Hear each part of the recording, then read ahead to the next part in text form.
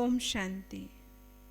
प्रजापिता ब्रह्मा कुमारी ईश्वरीय विश्वविद्यालय टिकरापारा सेवा केंद्र में आज हम मानव अधिकार दिवस मनाने जा रहे हैं। मानव के अधिकार क्या है,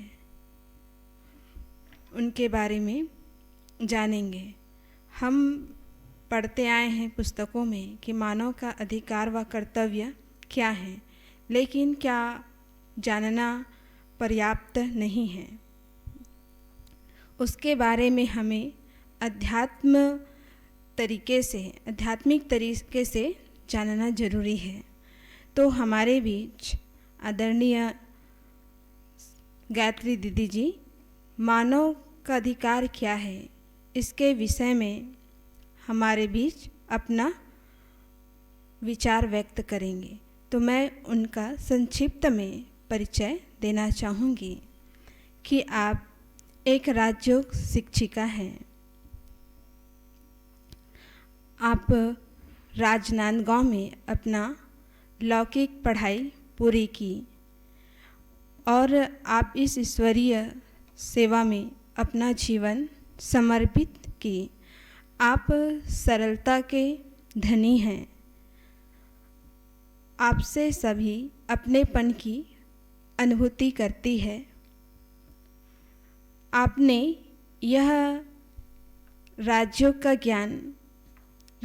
का ज्ञान अनेक स्थानों में रहकर सर्व आत्माओं को ज्ञान दिया, जैसे इंदौर है, झालावाड़, भवानी मंडी, ऐसे बहुत सारे ऐसे स्थानों में आपने राजयोग का पुरुषार्थ किया, राजयोग का ज्ञान दिया। तो मैं बस कुछ पंक्तियाँ आपके लिए कहना चाहूँगी कि हंसते रहे आप हजारों के बीच में, हंसते रहे आप हजारों के बीच में, जैसे फूल खिलता है बहारों के बीच में, जैसा फूल खिलता है बहारों के बीच में। रोशन हो आप इस तरह, रोशन हो आप दुनिया में कुछ इस तरह, जैसे चांद होता है सितारों के बीच में, जैसे चांद होता है सितारों के बीच में। तो अभी हमारे बीच मंच पर आएंगे आदरणीय गायत्री दीदी जी और आप सबको मानव का अधिकार क्या है उसके बारे में अपना विचार व्यक्त करेंगे। ओम शांति।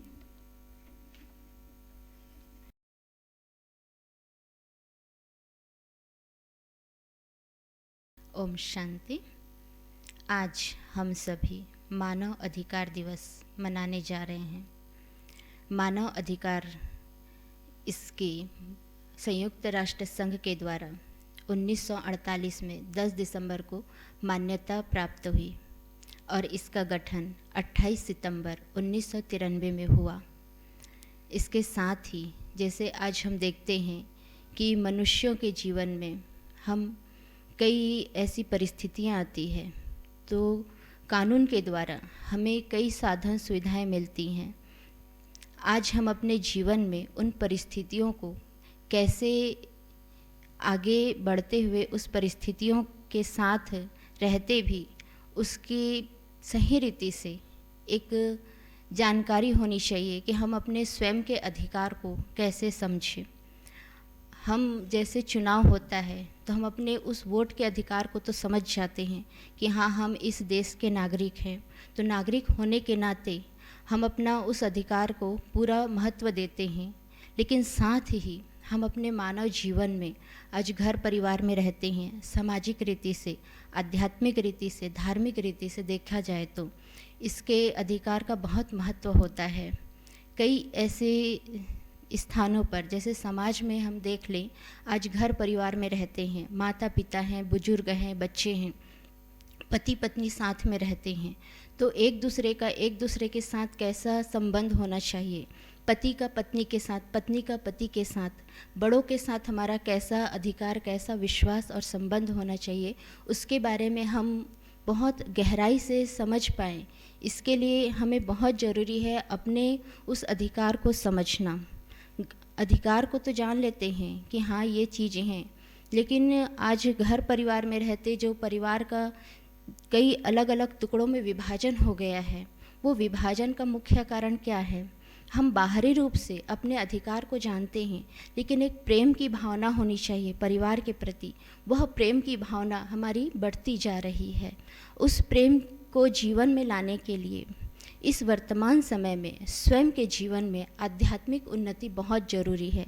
आध्यात्मिक उन्नति के साथ कि हम उस परम शक्ति परमात्मा को अपने जीवन में, जैसे आज हम अपने उन अधिकारों को जानते हैं, लेकिन साथ ही स्व का अधिकार हमारा क्या है, कि वास्तव में मैं कौन हूँ और मेरे अंदर कौन सी ऐसी शक्ति है। बाहरी शक्ति को तो हम सभी जानते हैं। आज किसी के जीवन में कोई परिस्थिति आती है, मान लीजिए भू संपत्ति के बारे में अगर कोई परिस्थिति आई है, किसी ने अगर किसी के ऊपर मानहानि का दावा किया है, किसी का शोषण कर रहे हैं, उस शोषण के बारे में भी हम जानते हैं, समझ जाते हैं, लेकिन वास्तव में जैसे कि एक मानसिक रीति से कि हमारा वास्तव में कर्तव्य क्या होता है, हम अपने उस मानसिक मनोबल को कैसे बढ़ाएं, मन स्थिति हम कैसे शक्तिशाली करें, उस रीति से हम क्या समझ पाते हैं। आज मानव अधिकार दिवस हम कई तरह से मनाते हैं। कई लोग तो जैसे इसको सिर्फ एक हमने आज कोई दिन के रूप में हम मना रहे हैं। प्रत्येक वर्ष इसको 10 दिसंबर के दिन मनाया जाता है। हम इसको सिर्फ एक मना लेते हैं, लेकिन उसके बारे में हमें समझना भी बहुत ज़रूरी है। आज हर एक का अधिकार होता है, जैसे कि शिक्षा के रूप में प्राथमिक शिक्षा हर एक को ज़रूरी होती है, लेकिन वही शिक्षा के आधार पर सभी लोग जोर देते हैं कि शिक्षा ज़रूरी होनी चाहिए। लेकिन कई जगह देखा जाता है कि बंधुआ मजदूर कराते हैं, बाल मजदूरी कराते हैं, छोटे छोटे बच्चों को ऐसे कई कार्य कराते हैं जिसमें उनकी ज़रूरत भी नहीं होती है और उनको आवश्यकता होती है धन की, क्योंकि उनका परिवार इतना सक्षम नहीं होता है कि उस बच्चों की वो पालना कर सके। तो उसी का दूसरे लोग फ़ायदा उठाकर बाल मजदूरी कराते हैं, बंधुआ मजदूरी कराते हैं, तो इसके कारण उन बच्चों का आगे विकास नहीं हो पाता है। तो हम स्वयं का अधिकार जानते हुए उनके अधिकार को भी साथ में लें कि वो कैसे अपने जीवन में आगे बढ़ते जाए। साथ ही हम देखते हैं कि आज जीव जंतु के अधिकार के बारे में भी, जैसे आज देखते हैं कि कई जंगल नष्ट हो गए हैं। आज किसी को अगर कोई जीव जंतु दिखाना हो, कोई बच्चा है उसके बारे में उसको जानकारी देनी हो, तो हम उसको कहाँ ले जाएंगे? चिड़ियाघर में, जू में, कि कई अगर मान लीजिए वहाँ पर भी नहीं मिले तो आज सर्कस हम देखते हैं, वहाँ पर ले जाएंगे और बच्चों को बताएंगे कि ये जानवर है, ये पशु पक्षी है, ये जीव जंतु है।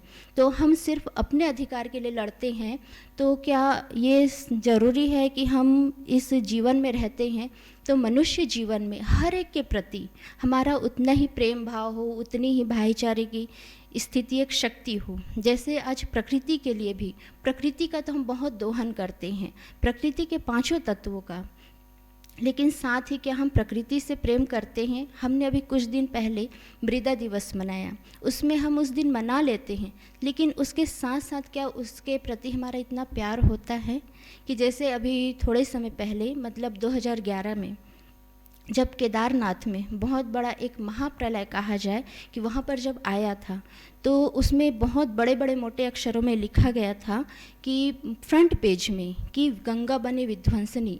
तो क्या वास्तव में गंगा विध्वंसनी बनी? वो तो फिर बाद में पता चला कि उस स्थान पर पहाड़ी वाला स्थान था, तो बादल फटा और वहाँ पर ऐसे तालाब बन गए और उसके कारण पानी का बाढ़ इतना तेज हुआ कि आसपास वो समा नहीं पाया और वो कई ऐसे घरों में, नगरों में वो चला गया।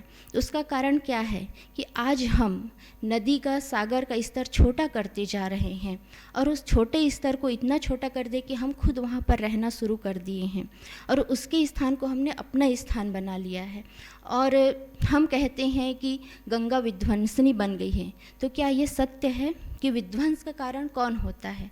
आज मनुष्य के विध्वंस का कारण बन जाता है कि आज हमारे जीवन में भी कई ऐसे शोषण को भी देखा जाता है, चाहे वो बहनों के प्रति हो या भाइयों के प्रति हो।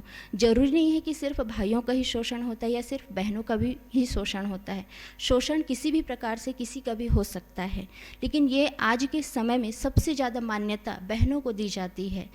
तो उसी के ऊपर भी आज हम स्वयं की एक जिम्मेवारी देखें, जिम्मेवारी को समझें कि इसके लिए हमें क्या करना चाहिए। जैसे मानव अधिकार के रूप में बताया गया कि उसमें 30 अनुच्छेद ऐसे हैं जिसके आधार से हम अपने जीवन में कितनी सारी बातें हैं उस सबको ले सकते हैं।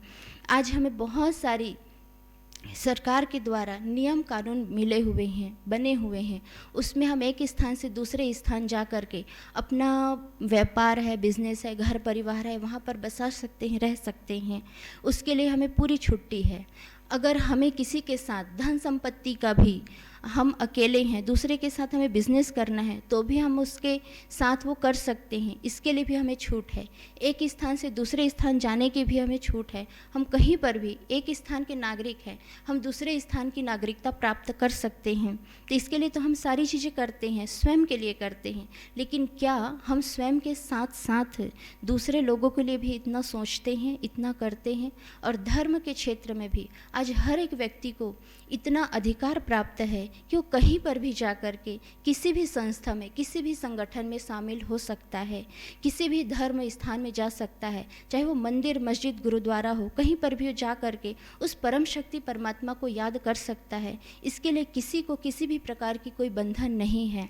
लेकिन आज कई बंधन हम स्वयं से बनाते हैं और हमें आज ये पता होना चाहिए कि मैं ब्रह्मा कुमारी टिकरापारा की ओर से आज हम मानव अधिकार दिवस मना रहे हैं, तो हम ब्रह्मा कुमारीज़ की ओर से मैं कहना चाहूँगी कि ब्रह्मा कुमारीज़ में विशेष रूप से सभी तरह से एक भाईचारा, एक प्रेम के रूप में मनाया जाता है कि कैसे उस परम शक्ति परमात्मा को हम जानें।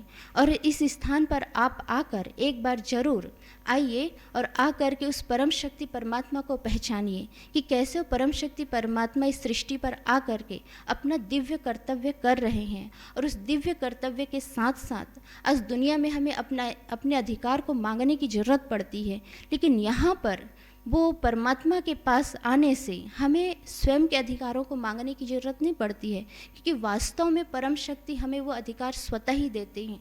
और वो अधिकार हम आत्माओं के मूलभूत अधिकार हैं कि जिसमें आत्मा के सुख, शांति, आनंद, प्रेम, पवित्रता, ज्ञान और शक्ति ये स्वतः ही हमें मिलती है। और खुशी हमारे जीवन में जैसे एक प्रकार से स्वतः ही आती है। हमें खुशी के लिए किसी भी प्रकार से कहीं पर किसी को मांगने की ज़रूरत नहीं होती है। दुनिया में आज हम अधिकार मांगते हैं, घर में भी आज किसी को होता है वो अधिकार मांगता है, चाहे वो बच्चा हो, बड़ा है, कि एक बुजुर्ग है, बुजुर्ग को भी अपने ही घर में एक समय के बाद उनको अधिकार की प्राप्ति नहीं होती है। आज वो बुजुर्ग हो गए हैं, पूरे परिवार का उन्होंने पालन पोषण किया है और एक समय के बाद उनके लिए कहा जाता है कि आप थोड़े समय रुक जाइए, आज कोई कहीं पर है तो उनको पहले दिया जाता है कि हाँ इनको पहले स्थान दिया जाए, चाहे वो बच्चा हो या बड़ा हो, लेकिन उस बुजुर्ग को पीछे रख दिया जाता है। तो क्या सच में ये हमारा मानव अधिकार है? हम अपने ही घर में अपने ही बड़े को हम अधिकार से, प्यार से नहीं देख पा रहे हैं, नहीं दे पा रहे हैं, उनको सम्मान नहीं दे पा रहे हैं। और हम हर वर्ष मनाते हैं कि हम मानव अधिकार दिवस मना रहे हैं, तो सिर्फ हम अपने इस रीति से मनाते हैं कि हम इसको एक कहा जाए एक नियम बना दिया है, एक लागू कर दिया है, तो इस रीति से हम मना रहे हैं। लेकिन स्वयं की उस सत्ता को पहचाने, स्वयं को पहचाने और अपने परिवार के प्रति, अपने समाज के प्रति, अपने राष्ट्र के प्रति हमें कैसा प्यार होना चाहिए, अपने विश्व के प्रति कैसा प्यार होना चाहिए, वो हमें जानकारी होनी चाहिए। ओम शांति।